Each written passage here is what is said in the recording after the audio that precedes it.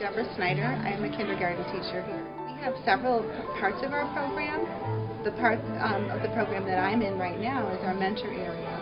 And what we've tried to do here is to pair up students who may be a little bit at risk for reading failure. So our hope was that they would have a volunteer matched with them to come up and have somebody read. What keeps them engaged? They can snuggle with a fun little toy. They can cozy up on beanbag chairs. We have a nice little bookshelf. Behind you, you can see that there are a variety of books. The books themselves, I think, are very engaging. We're trying to mimic a home environment here to get that feeling of this is what reading's all about. It's something comforting, something fun to do. Two boys in my classroom just came up the other day. They were the first students to be matched with a volunteer.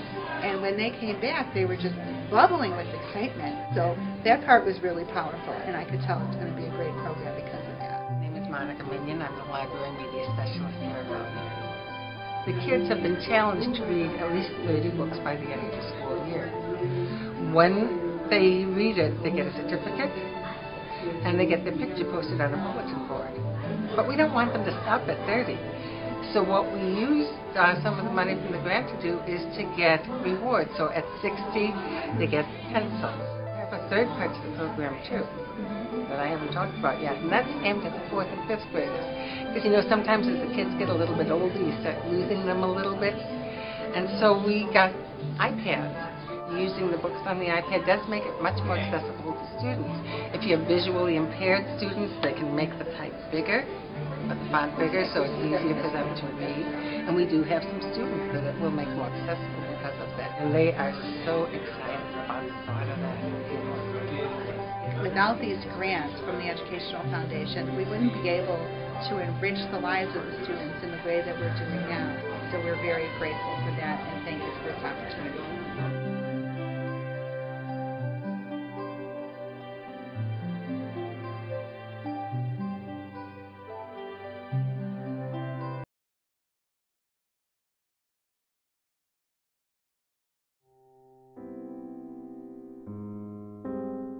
My name is Emily Zeno, and I'm the Library and Media Specialist here at Clary. My name is Melanie Cifinelli, and I'm the instructional coach here. The title of the grant is A 21st Century Approach to Learning, and what we hope to do is infuse technology and literacy to help our students increase their achievement and lifelong learning. And what we ended up doing is we purchased a class set of iPads, and the students are involved in book clubs. Currently we have a book club after school with Miss Zeno here, and they've all been able to choose a book, and they've been reading on the iPad and learning how to use the iPad. But on top of that, they have discussions about their books, and they have been writing reviews on a wiki. Our goal is to increase their comprehension, their reading levels, their vocabulary, and have them overall be successful students. The iPads really help them interact with the text, so they're not only reading it, but they're able to look up different words if they need to, or write on the wiki for their book reviews, and also create multimedia presentations, as well as using apps for different things. So it's a really nice, compact way for them to be able to do a wide variety of things. See what you saw today, the girls and the boys who come after school right now in the book club love coming, and they love coming and picking out an iPad and really just sitting down, getting comfortable in the little area that Emily put together for reading, and they are involved in their reading, and it's become a social event for them after school. I have to say that they are extremely excited. I did notice a big difference between when we were reading the physical book and when we switched over to the iPads. They were really excited to come in. I noticed attendance was higher. They were just really enthusiastic.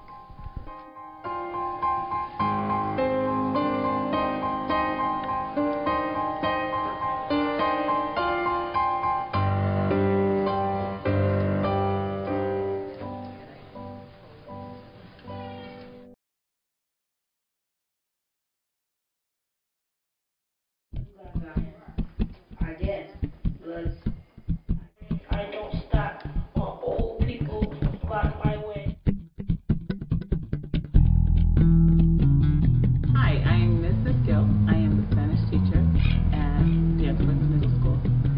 a grant that we received was a grant so that all of our students in grades 6, 7, and 8, including all students with IEPs. And what we do is we read on Wednesdays over the intercom about 3 chapters, and then we, on Thursday, read either in pairs or on their own. The teacher reads to them in the classroom, and then there's group discussion on Fridays. I guess what excites me, as a teacher, is that we've just allowed kids who are reading 2-page books and looking for picture books to come on up to, this book is almost 300 pages, and for our students, that's an awesome thing. And I just thank the author for writing it. I thank Ms. Clark for saying read in the morning, because I'm sure loving it, and that's how I was brought up. Read, read, read. And it's just exciting to see the transformation that's happening. I think this will actually get me ready for high school. To read a book like that, I think it's personal, it's hitting you personally, but then it's more. Well, it's interesting that you should say that, because some of the comments in one of the surveys that I wrote and asked the students to complete, the students actually said this book is real. This is where we are. And it's great to know that we've touched them where they are, because obviously that's what motivates our students, to get them to relate to something that's so real to them. And some of the comments were, this is just like Syracuse, or someone said, this is just like my hometown. So, that kind of, I can relate to this, I'm moved by this, and that's what our students need today. They need to connect education to their reality. Just grateful to the success of the program, because everybody has contributed to it. And of course the foundation. Let's not leave them out. Across Western, I can't stop, never stop, even though I don't know where I'm going.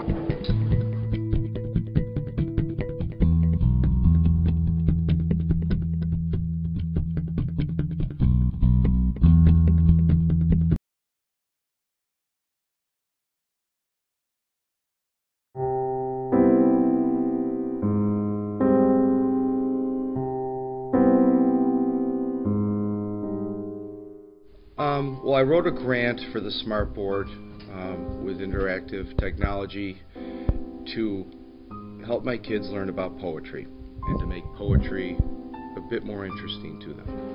And this is his Vermont home. All right, he lived in Vermont, New Hampshire. He spent a year in England. When he moved with his family to the New England states, he attended Harvard.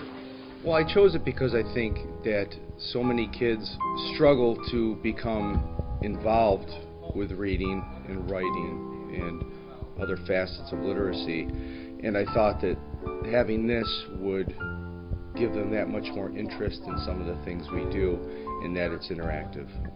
I am going to write another grant for next year. I think it gives teachers in the district a great opportunity to gain new equipment or new things for their classroom that they otherwise would not have. So I do have my eye on some things for next year. Well, since we've had the Smart Board in the classroom, the kids have become more involved with the lesson because they cannot wait to come up here and to be able to manipulate the board. So it's really gotten their attention, and so their focus is much more on instruction.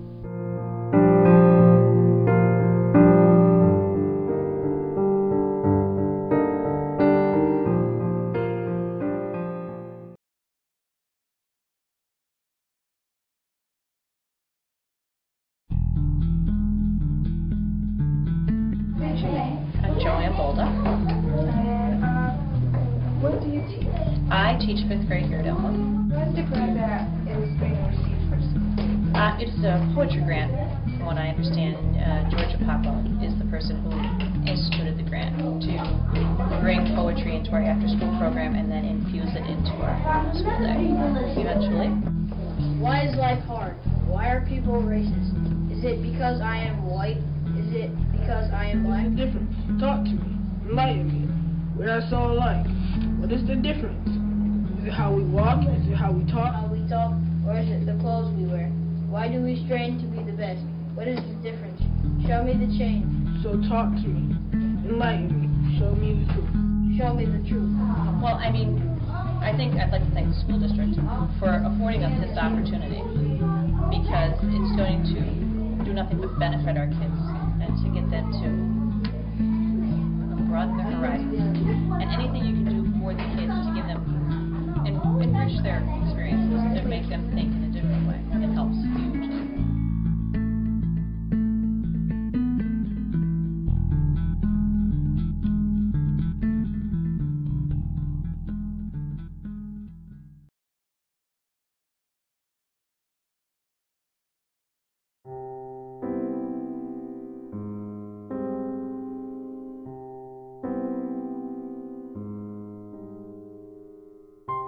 Hi, I'm Christy Egg.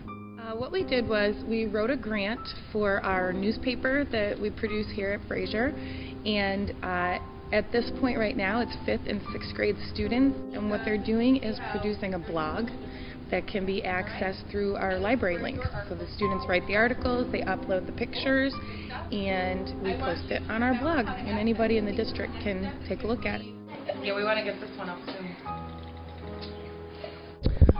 We did the newspaper last year, and we copied it on paper, which in a K-8 building is quite a large use of resources. So we're using a lot of paper and a lot of ink, so we're trying to think of a way to keep the paper going without using so much paper. We have 12 iPads now, and we have about 25 students that are involved, so we would love to get some more and get even more people involved. First paragraph right there. Yeah? Why is Facebook so addictive? The students are really motivated to write because of the way that we're doing this. The iPad is an exciting tool, and they really want to use it. There's a lot of research that they're doing, more so than they might just left to their own devices with books and things. So I think it's a great motivational tool, and it's really increasing the amount of writing that students are doing.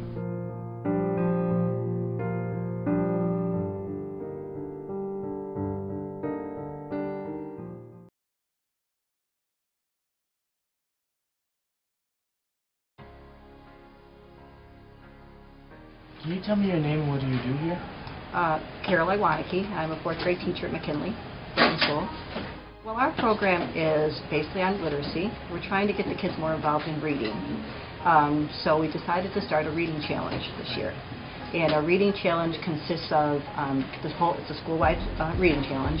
Our goal at the end of the year is to get a dunk tank and dunk the principal. Now, what the kids are supposed to read throughout the school, 2,500 books. We're hoping to exceed that. But every grade level, the teacher sets their own criteria, how they want the kids to read. It can be teacher read at home books, in the classroom read.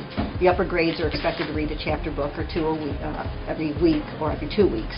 And then in 4th grade, which I'm a teacher of, they fill out a book report. And then once they do that, we ordered prizes for them, and they can pick a prize out of the box once they've written the book report and it explains the book. And we keep a tally down in the office. All the teachers go down weekly and put down how many books were read in the room. So right now we're doing a really good job. I'm not sure how much we're at totally for the school, but we're hoping to dunk her in June. So it has been a big thing for the kids. They've enjoyed doing it. The goal is to hope we get the kids enjoying reading more and love to read. We need them to read better. A lot of them don't read at home. This is really the only time they can read. So it's kind of like a challenge to them, and it's also a challenge for themselves, that who can accomplish this. And hopefully, I really didn't think I liked reading, but I'm getting pretty good at it. So hopefully they build more self-confidence too. There's other aspects of our challenge too, not just a reading challenge, but of our grant. We have a guys read section in the library. We need books for that to get 4th and 5th grader boys to read more with a role model of a male.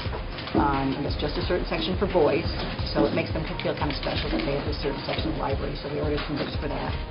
We got the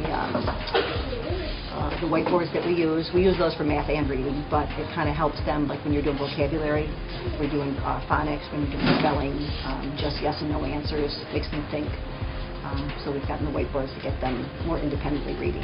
I think that it's been so far successful. It's probably something we could do again, even if we don't have funding for something. I think we try to keep a challenge going maybe in years to come that we can fund ourselves, or at the end we have some kind of common activity, maybe just a school-wide pizza party or an ice cream social or something where parents can get involved more. But I think it's brought us together as far as helping the kids with reading.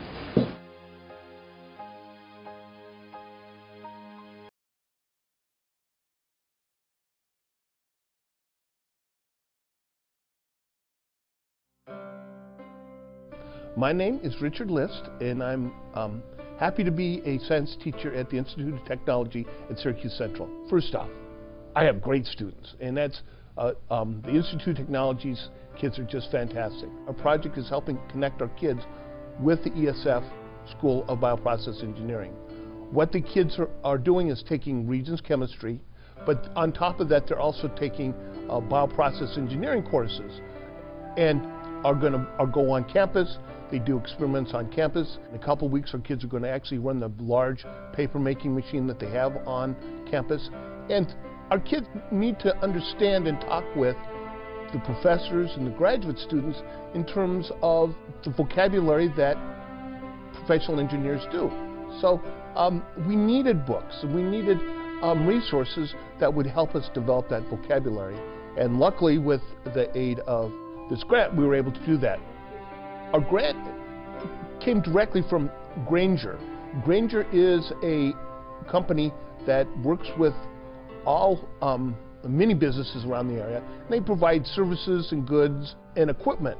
We actually use Grainger for a lot of we purchase a lot of their equipment in this course. And Grainger was looking to reach out to a school to help with literacy type projects. So it was a nice matchup. Grainger deals with engineers, needs engineers to be literate, and so they felt that they could help us, and so we really appreciate them thinking of us. Through this grant, we were able to get a couple books. One, this is our class textbook, which is the same textbook they use at ESF, which is a handbook of pulp and paper technologies. So that grant helped us get these books. Plus, kids are given problems where there's no real solution, that they or no set solution. They have to really figure things out for themselves. They're challenged to make paper with certain qualities, and so they need to be able to go out and find the information. Now, our kids have to go beyond that, and so they're using books like this. This is a CRC, which is the Handbook of Chemistry and Physics. So kids have to go and be able to access all of this information to be able to do the projects and meet the expectations of the course.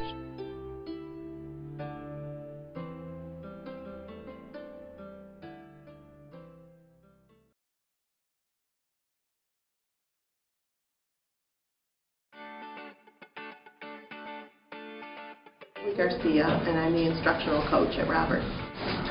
Well, the grant was for a smart board,